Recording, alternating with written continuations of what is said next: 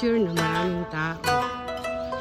And guys, at least ngayon nakita niyo yung kagandahan ng sakura. And may tao pa rin, kaya lang hindi na kagaya kahapon. Grabe. Ang init. Guys. Sana matuwa kayo dahil pinasyal ko kayo dito sa park na to para makita nyo ang nakapalibot na sa sakura. Ayan siya guys. Ganda po, diba?